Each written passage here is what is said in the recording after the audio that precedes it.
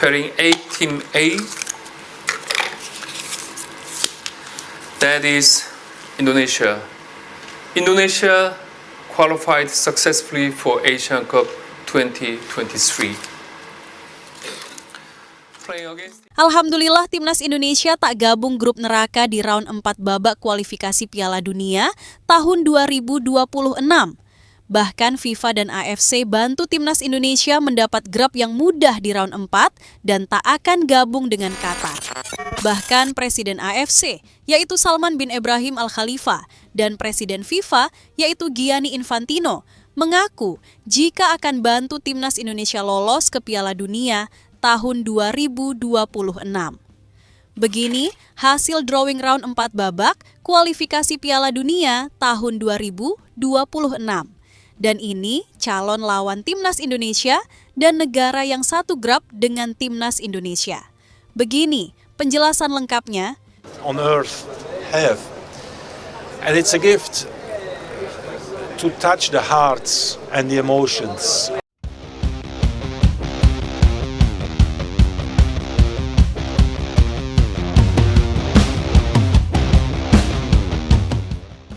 Dunia sepak bola Asia dan dunia dibuat terperangah bukan hanya oleh permainan epik timnas Indonesia di babak kualifikasi Piala Dunia 2026, tetapi juga oleh pernyataan penuh semangat dan kejutan dari dua tokoh tertinggi dalam sepak bola.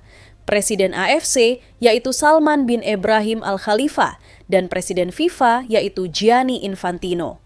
Keduanya secara eksplisit menyampaikan keinginan besar mereka untuk melihat timnas Indonesia berlaga di panggung tertinggi sepak bola dunia, Piala Dunia tahun 2026. Tak sekadar basa-basi diplomatik, pernyataan tersebut mengandung dukungan nyata, strategi teknis, hingga pengakuan luar biasa terhadap kemajuan dan daya tarik Indonesia di mata dunia. Timnas Indonesia menutup perjalanan mereka di putaran ketiga kualifikasi Piala Dunia 2026 dengan laga menegangkan melawan raksasa Asia, Jepang. Meski harus menyerah dengan skor 6-0, pertandingan itu tak ubahnya sebuah penegasan bahwa Indonesia kini telah menjelma menjadi kekuatan baru yang patut diperhitungkan. Presiden AFC yaitu Salman bin Ibrahim dalam konferensi pers pasca laga mengatakan, "Saya sangat terkejut. Indonesia tampil luar biasa. Tidak hanya menghadapi Jepang dengan berani, tapi mereka menunjukkan perkembangan teknis dan mental yang luar biasa.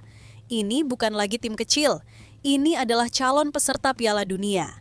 Kekalahan dari Jepang tidak meruntuhkan semangat, justru mempertebal keyakinan dunia bahwa Indonesia sudah sangat layak untuk tampil di Piala Dunia." Bahkan, sepanjang putaran ketiga, Indonesia mencatat sejumlah rekor yang membuat AFC dan FIFA tak bisa memalingkan mata. Dalam laporan resmi AFC, Indonesia menjadi tim dengan jumlah penonton terbanyak di seluruh Asia selama kualifikasi. Stadion Gelora Bung Karno selalu penuh. Bahkan, di laga tandang, supporter Garuda tak pernah absen memberikan semangat. Saya belum pernah melihat atmosfer sehidup ini dalam pertandingan kualifikasi. Stadion GBK seperti arena final setiap Indonesia bermain. Ini bukan sekadar pertandingan sepak bola, ini budaya. Presiden FIFA menyatakan bahwa supporter Indonesia adalah aset dunia sepak bola. Dalam pandangannya, sangat tidak adil jika atmosfer sebesar itu tidak ditampilkan di panggung sebesar Piala Dunia. Maka dari itu, FIFA dan AFC bertekad membuka jalan agar Garuda bisa terbang hingga ke Amerika Serikat, Kanada, dan Meksiko tahun depan. Kami akan membantu Indonesia melalui cara yang adil dan strategis. Di putaran keempat nanti, saya pastikan Indonesia akan mendapatkan grup yang tidak terlalu berat. Menurut sistem pembagian pot AFC untuk putaran keempat, Indonesia masuk pot 1 bersama Qatar. Pot 2 akan diisi oleh Palestina dan Irak, sementara Arab Saudi dan UEA berada di pot 3.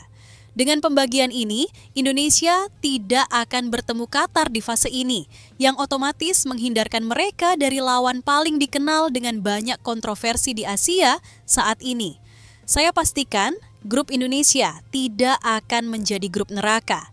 Kami ingin mereka melangkah lebih jauh, dan kami yakin mereka bisa. Pernyataan ini mengejutkan banyak pihak. Pasalnya, tidak lazim seorang presiden konfederasi memberikan dukungan sedalam itu kepada satu tim nasional. Namun, menurut Presid AFFC, Indonesia pantas mendapatkan perlakuan istimewa berkat performa dan loyalitas supporter mereka. Presiden FIFA juga tak kalah antusias. Dalam wawancara eksklusif bersama wartawan dari Asia, Presiden FIFA menegaskan bahwa kehadiran Indonesia akan menjadi tambahan warna yang luar biasa bagi Piala Dunia. Bagi FIFA, selain kualitas tim, atmosfer dan keterlibatan supporter menjadi komponen penting. Kami tak hanya ingin 48 tim terbaik di dunia. Kami ingin 48 tim yang bisa menciptakan energi. Indonesia punya itu. Mereka membawa semangat, budaya, dan gairah yang unik. Presiden FIFA bahkan menyebut Indonesia sebagai jantung baru sepak bola Asia. Ini adalah pernyataan monumental yang menempatkan Indonesia dalam posisi terhormat di mata dunia sepak bola. AFC mencatat bahwa tidak ada tim lain yang memiliki rata-rata penonton sebanyak Indonesia. Bahkan dalam laga tandang, ribuan supporter selalu hadir, membuat Indonesia dikenal sebagai tim ke-13 oleh tim-tim lawan.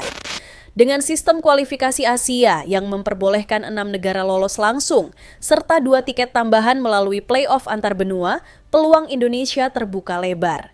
Dan kini, dengan dukungan dari AFC dan FIFA, Garuda hanya tinggal satu sayap lagi untuk benar-benar terbang tinggi. Pernyataan terakhir dari Presiden AFC membuat seluruh rakyat Indonesia berharap lebih besar. Saya tahu perjuangan mereka. Saya tahu bagaimana negara ini mencintai sepak bola. Maka kami akan lakukan apapun yang kami bisa untuk membantu Indonesia tampil di Piala Dunia. Kini, seluruh mata dunia tengah memandang ke arah Asia Tenggara, ke sebuah negeri yang tak pernah lelah mencintai sepak bola, Indonesia. Jalan ke Piala Dunia memang panjang, tapi bukan lagi mustahil. Dengan kerja keras dari pemain dan pelatih, semangat tak kenal lelah dari supporter, dan dukungan terbuka dari AFC dan FIFA, mimpi Indonesia tak lagi sekadar angan-angan. Garuda telah mengepakkan sayapnya, Amerika menanti. Piala Dunia 2026 bukan lagi mimpi, tapi sebuah takdir yang semakin dekat.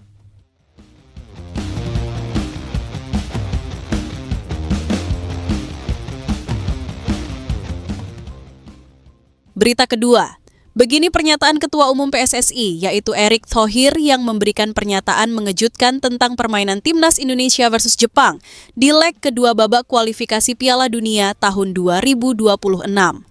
Dalam pertandingan yang digelar penuh tensi dan intensitas tinggi itu, skuad Garuda tampil luar biasa dan membuat publik sepak bola Asia tercengang dengan pertahanan kokoh Timnas Indonesia.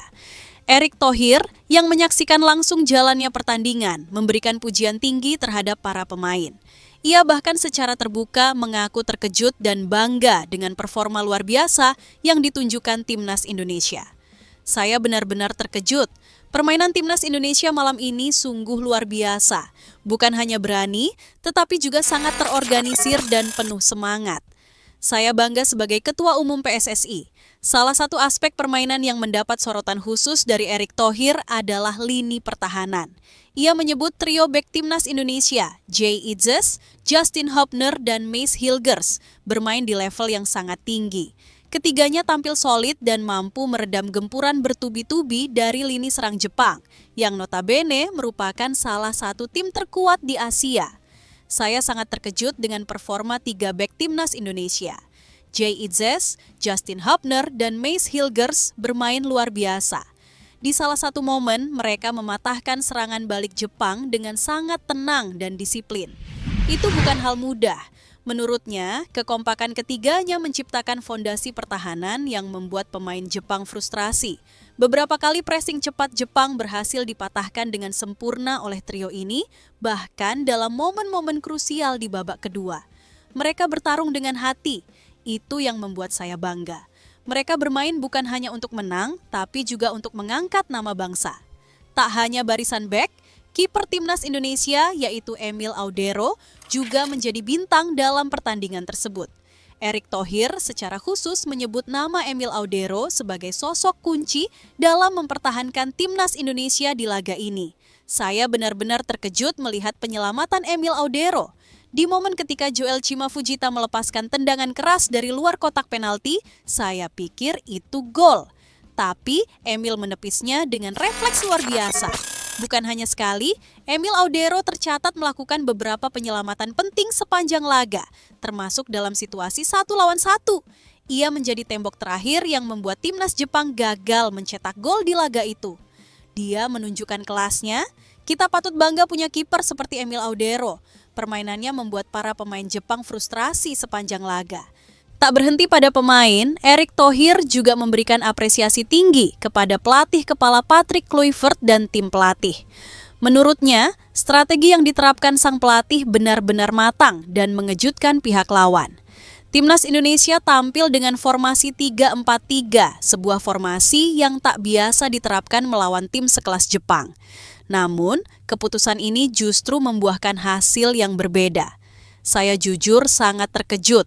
Pelatih Kluivert dan stafnya menyiapkan taktik yang luar biasa. Formasi 3-4-3 yang diterapkan beberapa kali membuat pemain Jepang kesulitan menembus pertahanan kita. Formasi ini memungkinkan Indonesia menutup ruang di lini tengah dan memaksa Jepang bermain melebar. Dengan kerjasama apik antara gelandang dan bek sayap, Indonesia mampu menjaga kestabilan ritme permainan sepanjang pertandingan. Strategi itu jelas bukan hasil kerja sehari. Ini hasil persiapan panjang dan kerja keras pelatih.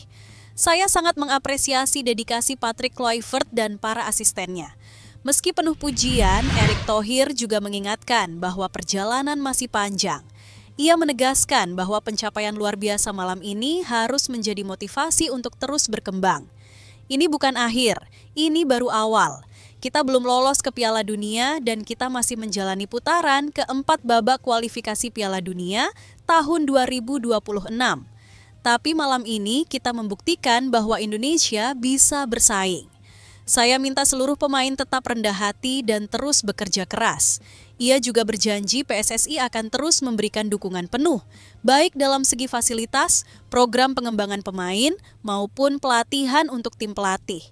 Keberhasilan menahan Jepang atau bahkan mendominasi di beberapa momen harus menjadi titik balik sejarah baru sepak bola Indonesia. Di sisi lain, setelah timnas Indonesia dipastikan lolos ke putaran keempat babak kualifikasi Piala Dunia tahun 2026, baru-baru ini Ketua Umum PSSI, yaitu Erick resmi akan menambah pemain untuk persiapan timnas Indonesia di round 4. Salah satunya adalah Jayden Houtriet. Pemain berusia 23 tahun ini dikabarkan memiliki garis keturunan Indonesia dari sang nenek. Hal itu diketahui melalui sebuah wawancara dengan salah satu pemain keturunan Indonesia yang pernah berkarir di Belanda, Yusa Nugraha, di channel YouTube pribadinya. Kepada Yusa, remaja yang memiliki tinggi badan 1,89 meter ini mengatakan bahwa darah Indonesia yang ia miliki berasal dari oma, nenek, dan opa, kakek, dari pihak mamanya. Terlihat hadir di Jakarta, salah satu gelandang keturunan Ambon dari Liga Belanda ini jadi sorotan para penggemar timnas Indonesia. Meski belum ada pernyataan resmi dari PSSI soal kabar naturalisasi Jayden Houtriet, namun fakta bahwa sang pemain memiliki garis keturunan tanah air berhasil menarik perhatian para fans Garuda